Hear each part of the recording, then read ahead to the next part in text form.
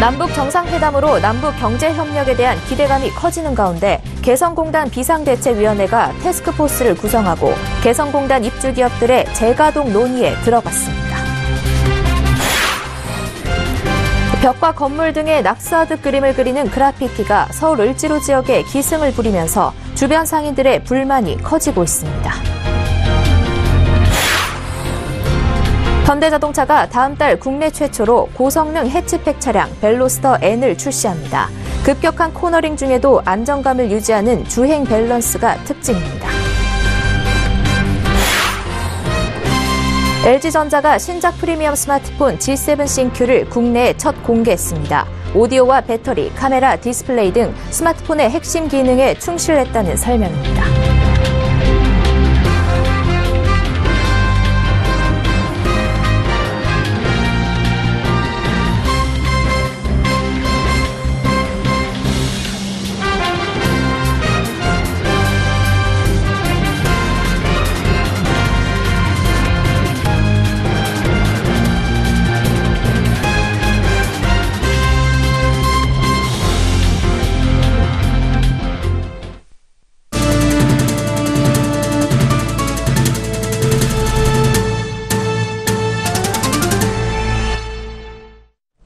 시청자 여러분 안녕하십니까? 센경제원장 양한나입니다. 판문점 선언 이후 남북 경제협력에 대한 훈풍이 불면서 남북 경협의 상징인 개성공단 입주 기업들도 부푼 기대를 안고 재가동 채비에 분주합니다. 개성공단 비상대책위원회는 태스크포스를 구성하고 재개를 위한 방북 신청 시기와 공단이 재가동될 때 준비해야 할 사항 등 관련 논의에 나섰습니다. 김혜영 기자가 보도합니다. 개성공단 입주 기업들이 재가동 준비에 열을 올리고 있습니다. 업종별 대표 15인, 고문 변호사 2인을 포함한 TF를 구성해 본격적인 논의에 들어갔습니다.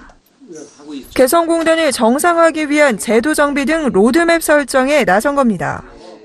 우선 기업들이 원해서 중단된 게 아니기 때문에 청원하는 바는 개성공단을 원래의 상태로 빨리 되돌려 주기를 간절히 요청합니다. 철저하게 준비하고 각 기업들의 그 피해를 줄이기 위해서 저희들이 모이게 됐습니다.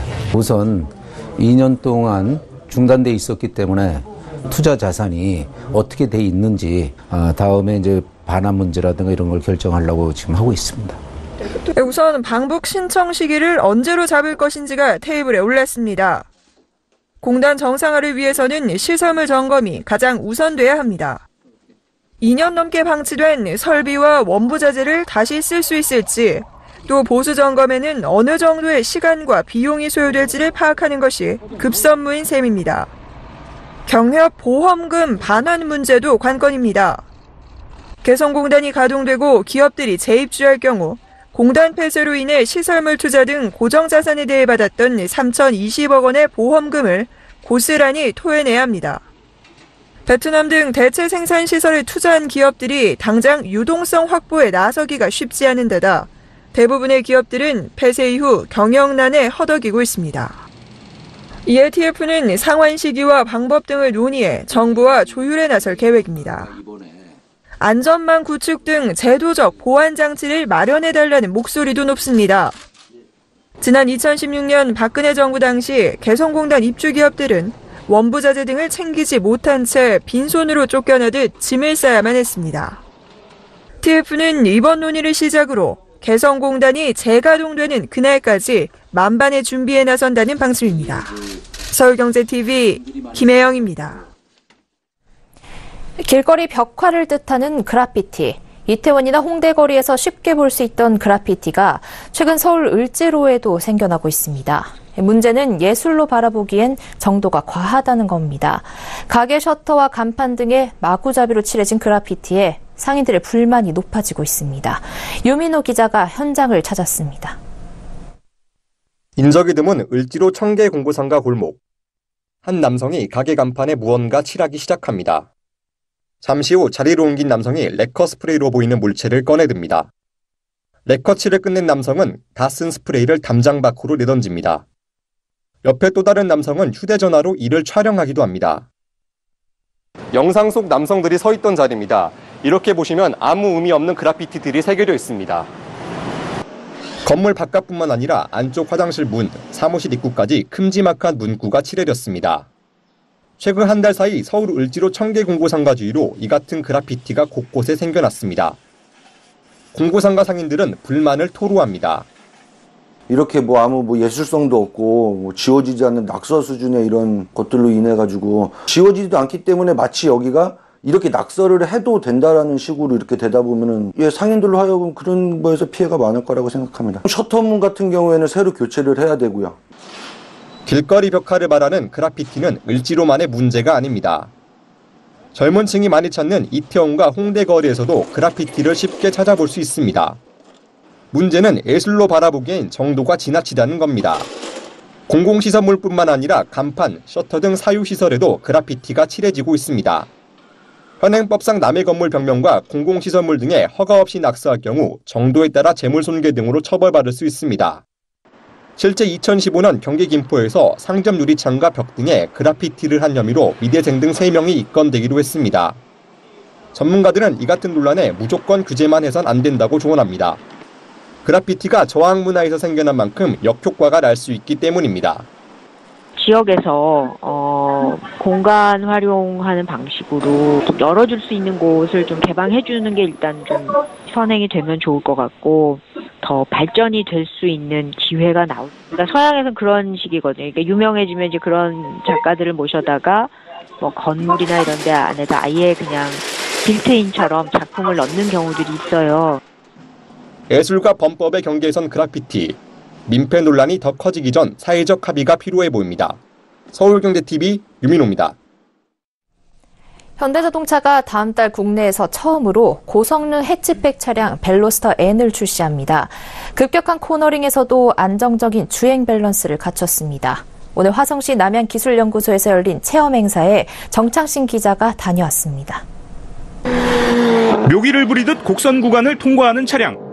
급격한 코너링 중에도 안정감을 유지합니다. 현대자동차가 국내 처음 출시하는 고성능 해치백 벨로스터 N.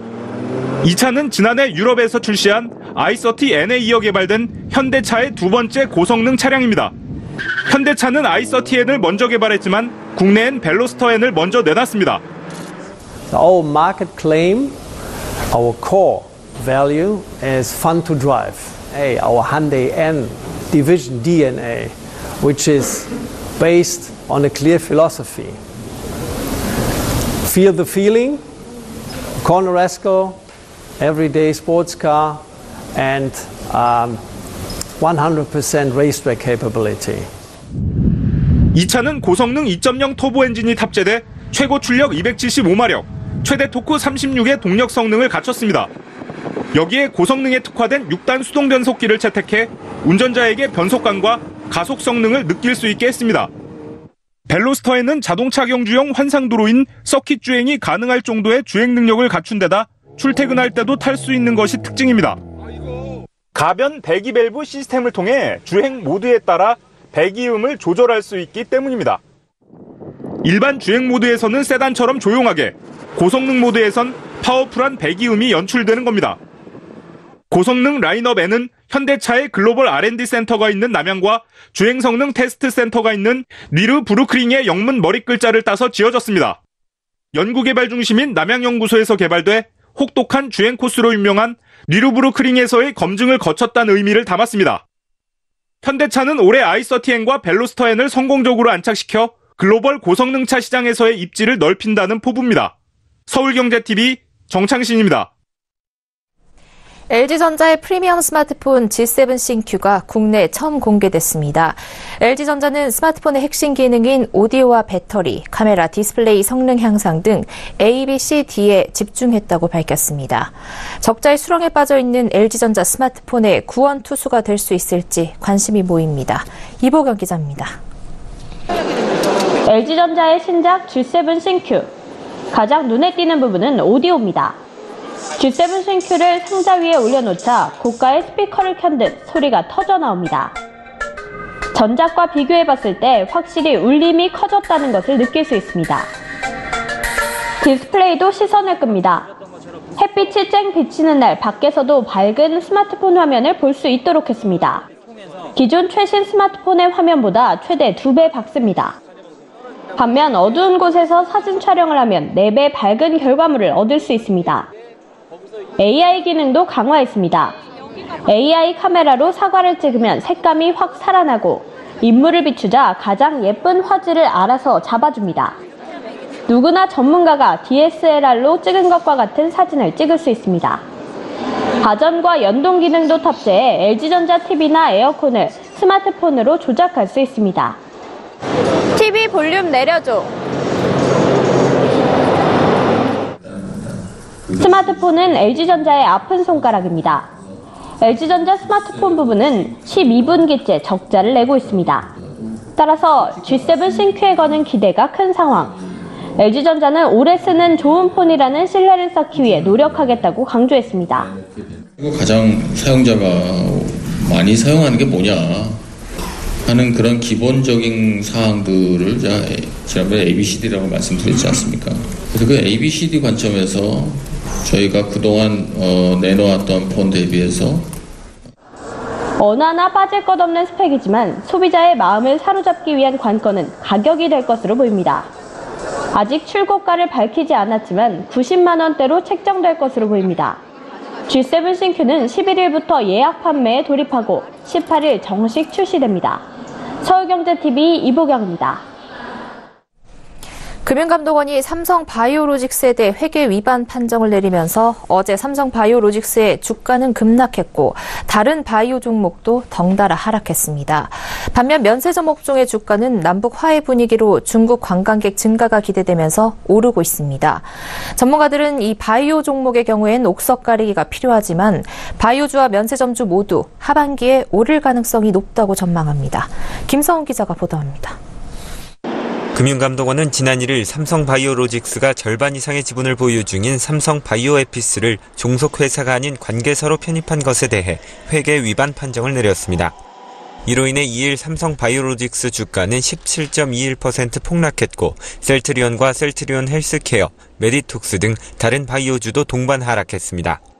지난달 한미약품의 신약 개발 포기와 거품 논란 등 악재가 이어지면서 바이오주를 포기한 투자자들이 많았던 것으로 분석됩니다. 최근 시작된 금감원의 제약 바이오 기업 회계 감리도 바이오주 하락에 대한 우려를 키우는 요인입니다. 전문가들은 바이오주의 경우 옥석 가리기가 중요하다며 실적이 뒷받침되는 대형 종목에 투자해야 한다고 조언합니다. 바이오 대형주 중에서는 셀트리온 헬스케어가 유망 종목으로 꼽힙니다.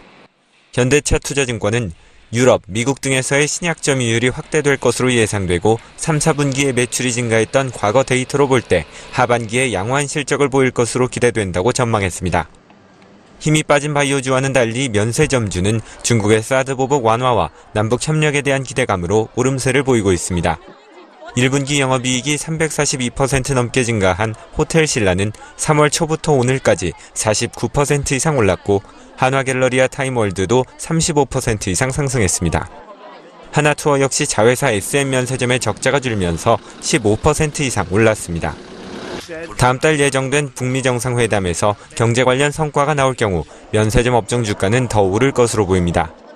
하나금융투자는 8월이 중국인 유입이 가장 많은 시기임을 고려할 때 면세점주의 오름세는 3분기까지 이어질 것이라고 예상했습니다.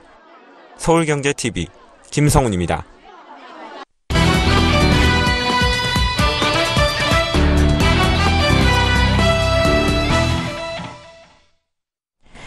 정부가 지난해부터 중소가맹점 수수료 인하에 나서면서 카드사들의 실적이 빠르게 쪼그라들고 있습니다.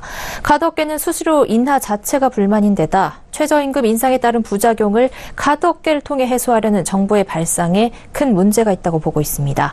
한쪽에 불만이 생기면 다른 쪽에서 뺏어와 메워주는 식으로 돌려막기 정책을 하고 있다는 겁니다. 스튜디오에 금융증권부 정훈규 기자 나와 있습니다. 정 기자, 우선 이 최근 카드사들의 사정이 얼마나 안 좋아진 겁니까? 네, 카드회사들의 올해 1분기 실적을 살펴보면 지난해 같은 기간과 대비해서 반토막 수준입니다. 1분기 실적을 공시한 신한, 삼성, 국민, 우리, 하나카드 등 5개사의 1분기 당기순이익은 모두 합해서 3,871억 원으로 한 해 전과 비교해 42.9% 감소했습니다. 금액으로 따지면 지난해와 올해 1분기 5개 카드사의 당기순이익 차이는 3천억 원에 달합니다. 회사별로는 신한카드 순이익이 지난해 1분기 약 4천억 원에서 올해 1분기 약 1,400억 원으로 65.4% 추락했습니다. 하나카드 역시 같은 기간 500억 원에서 255억 원으로 반토막이 났고 국민카드는 전년 동기와 비교해서 순이익이 14% 줄었습니다. 삼성카드도 1년 사이 순이익이 1.3% 뒷걸음했는데요. 삼성카드가 1분기에 전년 동기 대비로 순이익이 감소한 것은 2013년 1분기 이후 5년 만에 있는 일입니다. 네, 카드사들의 실적이 전반적으로 크게 나빠졌다는 것을 알 수 있는데요. 역시 카드 수수료 인하의 영향이겠죠? 네, 정부가 지난해 카드 수수료를 직접 낮추지는 않았는데요. 낮은 수수료를 적용받는 가맹점을 확대하는 방식으로 사실상 수수료를 낮췄습니다. 지난해 8월부터 영세 가맹점의 기준이 연매출 2억 원 이하에서 3억 원 이하로, 또 중소 가맹점의 기준은 연매출 2억 원 초과 3억 원 이하에서 3억 원 초과 5억 원 이하로 확대됐습니다. 영세 가맹점은 카드 수수료를 0.8%, 중소 가맹점은 1.3%를 적용받는데요. 예를 들어 연매출 2억 원에서 3억 원 사이 가맹점은 0.5%포인트의 수수료 인하를 받은 것과 마찬가지입니다. 이렇게 낮은 수수료를 받는 가맹점이 늘어나다 보니 카드사 수입은 줄 수밖에 없는 겁니다. 특히 카드사들은 올해를 더 걱정하고 있는데요. 오는 7월부터는 슈퍼와 제과점, 편의점 등 소액 결제가 많은 업종의 수수료가 평균 0.3%포인트 인하됩니다. 최저임금 인상이 소상공인 부담으로 이어지지 않도록 하기 위해 금융당국이 소액 결제 업종의 카드 수수료를 인하하기로 한 겁니다. 네, 말씀하신 대로 7월 카드 수수료 인하는 정부가 이 영세 자영업자를 지원하겠다는 취지인데요. 카드업계는 이 같은 설명에 더 크게 불만을 내비치고 있다고요. 네, 정부가 최저임금 인상을 강행해서 발생한 영세 소상공인의 불만을 왜 카드업계가 짊어져야 하냐는 겁니다. 특히 정부가 영세 소상공인과 카드업계의 대결 구도를 만들다 보니 불만을 표하기도 어려운 상황입니다. 이 문제에 대해서는 노조도 목소리를 내고 있는데요. 허건 금융노조 위원장 얘기 들어보겠습니다. 영세 상공인의 문제점을 최저임금에 따른 그 경영 악화의 문제점을 카드 수수료에다가 모든 것을 초점을 맞추고 카드 수수료 인하만이 영세 상공인의 문제점을 해결할 수 있는 최고의 대안이라고 그들은 주장해왔고, 그러면서 카드사들을 억제해왔고, 지금도 네, 그러니까 정부가 이 불만이 한쪽에 생기면 다른 쪽에서 뺏어와서 그 불만을 메워주는 식으로 정책 돌려막기를 하고 있다는 얘기죠. 네, 최근 정부가 시혜성 정책을 내놓고 한쪽에서 불만이 발생하면 다른 분야에서 혜택을 뺏어주는 방식으로 불만 돌려막기를 하는 듯한 모습이 보이는데요. 예를 들어 지난해 말에는 정부가 보험료 카드납부 확대 방안을 추진한 바 있습니다. 보험료 카드납부가 확대되면 보험사는 기존에 받던 보험료에서 카드사 몫으로 줘야 하는 돈이 늘어날 수밖에 없는데요. 반대로 카드사는 기존에 없던 수익이 더 생기는 겁니다. 이때 정부는 소비자 편의를 내세웠지만 업계에서는 수수료 인하 정책의 반대급부로 정부가 카드업계에 주는 선물로 보는 시각이 지배적이었습니다. 결국 보험료 카드납부 확대는 보험과 카드업계 간 갈등만 일으킨 채 타협점을 찾지 못하고 수면 아래로 내려간 상태입니다. 네, 카드업계에 대한 정부의 정책 돌려막기에 대해 정은규 기자와 이야기 나눠봤습니다. 말씀 고맙습니다. 네, 감사합니다.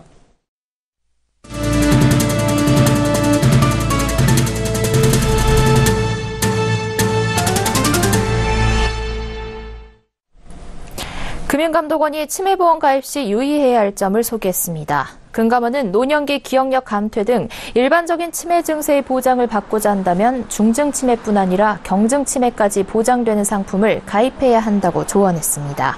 중증 치매는 대부분 기억이 상실된 매우 중한 치매 상태로 전체 치매 환자 중 비중은 약 2%에 불과합니다. 또 80세 이후까지 보장받을 수 있는 상품을 선택하는 게 좋습니다. 치매는 65세 이상 노년기에 주로 발생하며 특히 80세 이후 발생할 위험이 크게 증가합니다. 65세 이상 환자 중 80세 이상은 60%에 달합니다. 본인이 치매로 진단받을 경우 스스로 보험금을 청구하는 것이 어려우므로 가족 등이 보험금을 대신 청구할 수 있는 지정대리 청구인 제도를 활용하는 것도 필요합니다. 또 치매보험은 보장성 보험으로 목돈 마련이나 노후 연금 대비를 위한 목적으로 가입하는 건 적합하지 않습니다. 세계 최초 5세대 이동통신 상용화의 신호탄이 될 5G 주파수 경매가 다음 달 15일 처음 시행됩니다. 과학기술정보통신부는 5G 주파수의 할당 신청을 다음 달 4일까지 접수한 뒤 15일 경매를 시행합니다. 할당 대상 주파수는 3.5GHz 대역 280MHz 폭, 28GHz 대역 2400MHz 폭 등 총 2680MHz 폭입니다. 한 사업자가 낙찰받을 수 있는 주파수의 총량은 3.5GHz 대역의 경우 100MHz 폭, 28GHz 대역은 1000MHz 폭으로 제한됩니다. 전국망 대역 3.5GHz의 총량 제한이 100MHz로 정해지면서 주파수의 폭이 통신 3사에 비교적 균등하게 돌아갈 전망입니다. 과기정통부는 모든 사업자가 유사한 환경에서 5세대 혁신을 시도할 기회를 제공하는 것이 중요하다고 판단했다며 초기인 점을 고려해 효율적 주파수의 이용보다 기울어진 운동장을 방지하는 데 중점을 뒀다고 설명했습니다. 최저 경쟁 가격은 3.5GHz 대역 280MHz 폭은 이용기간 10년에 2조 6,544억 원, 28GHz 대역 2,400MHz 폭은 이용기간 5년에 6,216억 원으로 정해졌습니다. 서울시가 이번 달 30일에 만료되는 강남과 서초구 일대 토지 거래 허가 구역을 2021년 5월까지 3년간 연장하기로 했습니다. 토지 거래 허가 구역은 투기가 발생하거나 땅값이 급격히 상승할 우려가 있는 지역에 지정하는 것으로 지정이 되면 일정 규모 이상의 토지 거래 때 시군 구청장 허가를 받아야 합니다. 강남구의 재지정 지역은 수서 SRT 역세권 개발 사업과 구룡마을 도시개발 사업 인접 지역입니다. 서초구의 경우 방배동 성디마을 조성 사업과 양재 R&CD 혁신 거점 사업 인접 지역이 재지정됐습니다. 녹지 지역의 경우 100제곱미터를 넘는 토지 거래 때 허가를 받아야 하며 주거지역 허가 기준은 180제곱미터, 상업지역은 200제곱미터, 공업지역은 660제곱미터입니다. 서울시는 부동산 동향을 지속적으로 모니터링해 부동산 시장 불안 요인을 사전에 차단하겠다고 밝혔습니다.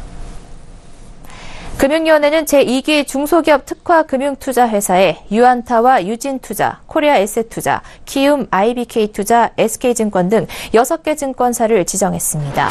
제1기 중기특화증권사의 지정 효력이 지난달 15일 만료되면서 이번에 새로 선정한 겁니다. 2기에는 1기 증권사 6곳 가운데 KTB투자증권이 빠지고 SK증권이 새로 편입됐습니다. 중소기업 특화 금융투자회사 제도는 모험자본 공급을 강화하기 위해 중소벤처기업 금융 업무에 특화한 금융투자회사를 육성하자는 취지로 지난 2016년 4월 도입됐습니다. 금융위는 신규 지정된 6개사가 중소벤처기업 지원 업무를 원활하게 수행하는지 반기별로 점검할 예정이라며 중소기업 특화금 투자의 적극적인 역할 유도를 위해 추가 인센티브 제도 도입 등 제도 개선 방안도 마련할 것이라고 밝혔습니다. 이디야커피는 잇따른 갑질로 비난을 받는 조현아 전 대한항공 부사장과 조현민 전 대한항공 전무가 점주로 있는 매장과 가맹 계약을 해지했습니다. 이들로 인해 브랜드 가치가 심각하게 훼손되고 있다는 판단에서입니다. 통계청에 따르면 지난 3월 온라인 쇼핑 거래액이 9조 원에 육박하며 역대 최고를 기록했습니다. 상품군별로 보면 모바일 배달앱 활성화로 음식 서비스 거래액이 1년 전보다 74.5% 증가하며 성장을 이끌었습니다. 우정사업본부가 내일 2018 평창 동계올림픽 대회를 기념하는 영광의 메달리스트 우표 28종 중 196만 장을 발행합니다. 기념 우표엔 영미 신드롬을 일으킨 여자 컬링 대표팀과 남자 스켈레톤 금메달리스트 윤성빈 선수 등 메달리스트 26명의 경기 모습이 담겼습니다. 금융감독원은 금융소비자와 쌍방향으로 소통하면서 금융정보를 전달하기 위한 소셜 라이브 나우를 시작합니다. 나우는 매월 첫 번째와 세 번째 주 금요일 오후 1시 32분에 페이스북 금융감독원 페이지에서 10여 분간 진행되는 라이브 방송입니다.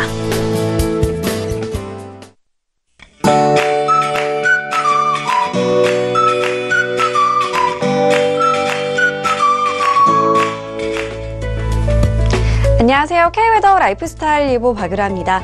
오늘 갑작스러운 비에 우박까지 날씨 변덕이 심했는데요. 하지만 내일은 다시 하늘이 맑아지겠고요. 기온도 오늘보다는 오를 것으로 보입니다. 다만 바람이 강해서 좀 서늘하게 느껴질 수 있겠는데요. 조금은 도톰한 옷차림을 하시는 게 좋겠습니다. 한편 미세먼지 농도는 보통 단계로 대기질은 모처럼 청정하겠습니다. 내일은 중국 상해 부근에서 동진하는 고기압의 영향을 받겠습니다. 다음은 자세한 지역별 날씨입니다. 중부지방 맑은 가운데 아침 기온은 10도를 밑돌며 쌀쌀하겠고요. 한낮에는 20도 안팎까지 오르겠지만 바람이 강하겠습니다. 동해안도 대체로 맑은 하늘이 예상됩니다. 낮 기온 강릉 22도, 속초 21도로 오늘보다 오르겠습니다. 남부지방 곳곳에 강풍특보가 내려지는 등 바람이 매우 강하게 불겠습니다. 낮 기온 광주 21도, 대구 22도가 되겠습니다. 바다의 물결은 대부분 해상에 풍랑특보가 내려진 가운데 최고 3에서 4m까지 매우 높게 일겠습니다. 주말부터는 다시 기온이 오르면서 따뜻해지겠고요. 일요일에는 전국에 또 한 차례 봄비가 내릴 것으로 전망됩니다. 날씨였습니다. 생경제 현장 여기까지입니다. 시청해주신 여러분 고맙습니다.